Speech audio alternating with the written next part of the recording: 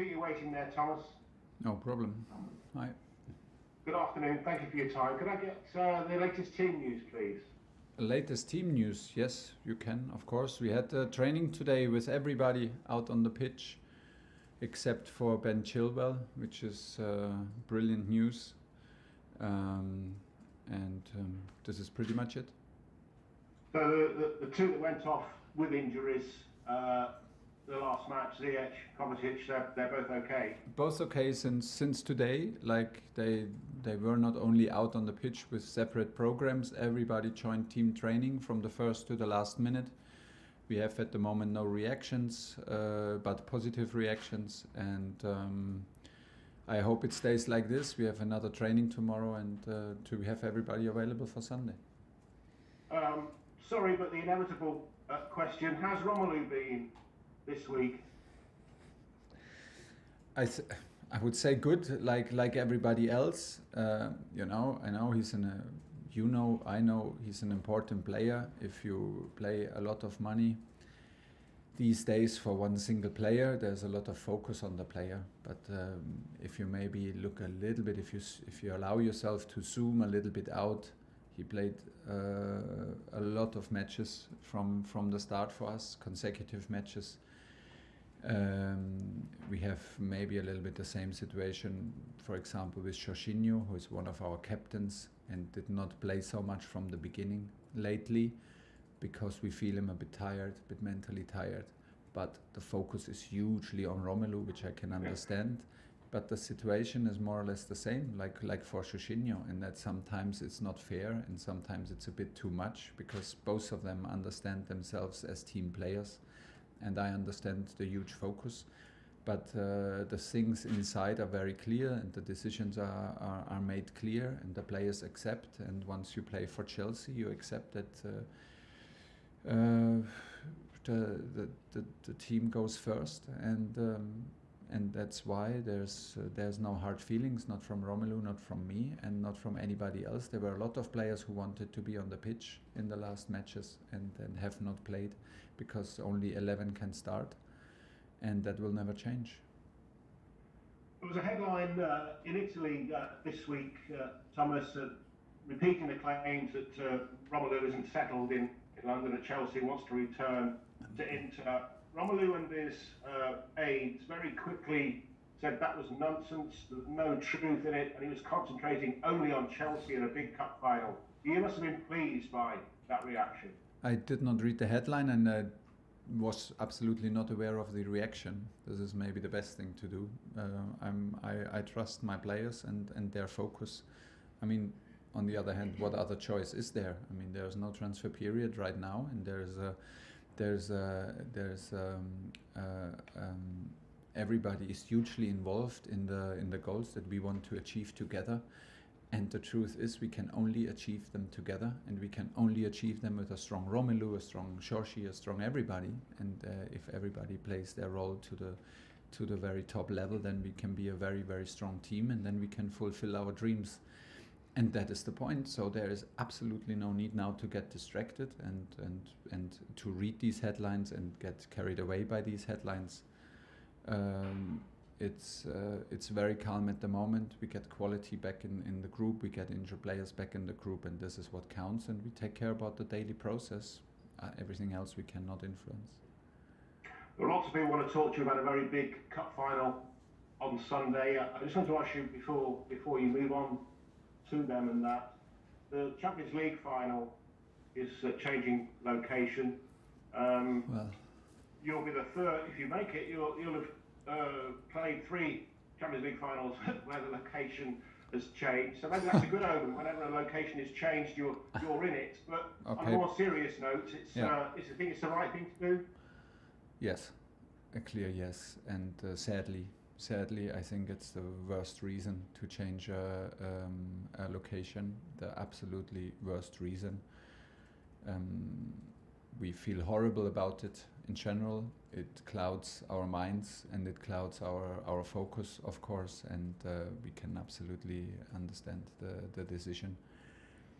in the moment, actually, we don't think so much about it. It's nice that you mentioned it, and it's nice that it was like this the last 2 times. It was the last 2 times because of Corona.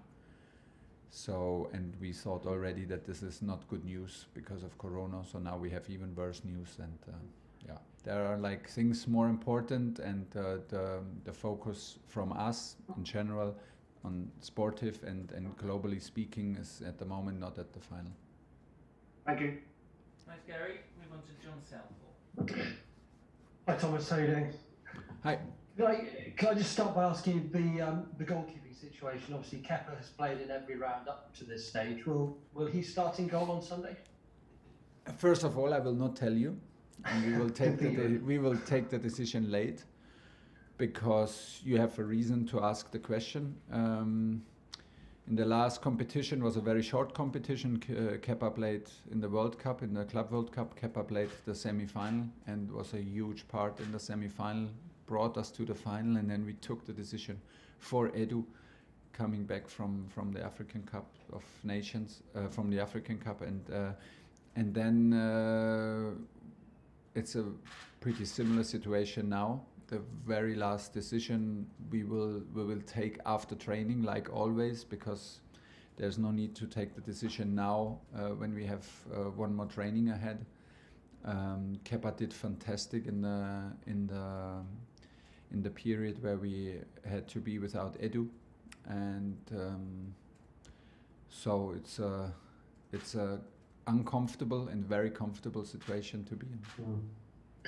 Do you think he deserves a chance to play in the final? As you say, he did really well in the Club World Cup. Every time you say the way he conducts himself, you know, around the club. It's very easy can you to not get sentimental about it. This is both very easy to answer. He absolutely deserves, and I cannot get sentimental about it.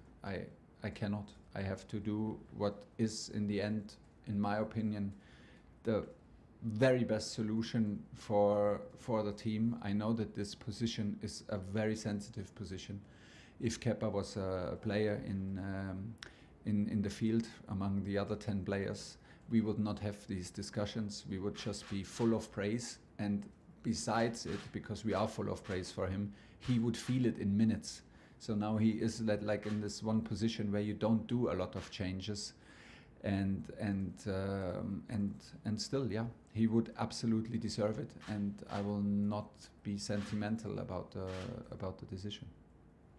And just one on Jurgen Klopp. How much do you enjoy coming up against him? And I know you've spoken about your relationship before, but do you speak regularly? No, we don't speak regularly. Enjoying, well, to play against teams who are coached from Jurgen is not only pure pleasure, because they give you a hard time, and of course we're facing him with a very strong Liverpool team on a very strong run of games, run of results, in brilliant form. So it's a big challenge, but it's a big occasion, and we feel absolutely competitive regarding our last matches to Liverpool, and this is where we want to continue. And yeah, in the end, I know you know exactly what I mean. In the end, it's a pleasure to meet him. It's a pleasure to be in a final at Wembley again, and very grateful for it. Declan McCarthy, Talk Sport. Hey Thomas, just two from me. Great to see you again. But just firstly, just to give us a bit of an insight, what do you say to the players when it comes up to these big occasions? Because, you know, in your time at Chelsea, you've had a Champions League final, Club World Cup, I could go on. It always just seems that winning mentality rises to the top. Are you able to give us some sort of insight into what you kind of say to the players? It's not decided yet, but I think, like, you know, you hear me maybe a lot of times saying that we take care about the daily process. I don't think that you take care about the final on the day before the final or on the day of the final. I think you take care about the final on a daily basis before, when nobody thinks about the final, because this is what brings you there.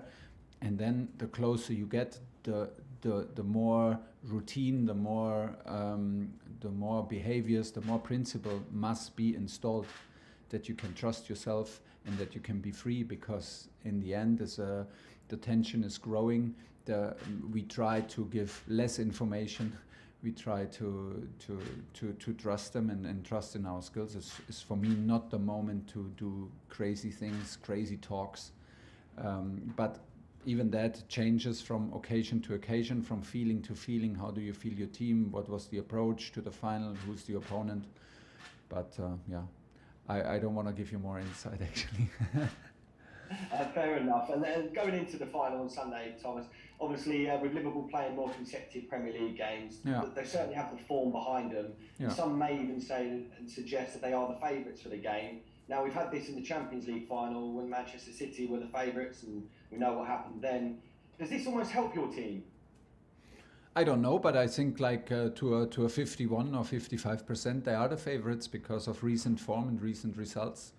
But we all know, like when we were the favourites against Lille, and we maybe still are, we know that in the end, when we arrive, Lille will play will play to their full level, and they will play the role as an underdog and will not accept it as a disadvantage. And so do we. And we have things to trust on. We have experienced matches, tight matches against Liverpool. I think the last 3 were all like a draw. So that will not happen, obviously, in Wembley. We will find a winner somehow. And we know very well what it takes to have a tough match against them. And we feel confident that we have everything what it takes. And now we need to show it. And I think it's the same. It's the same for them, and nice to have a match like this in the final. Okay, last two in this section: Nick Purewall and Jerry Cox to finish. Nick. Hi Thomas.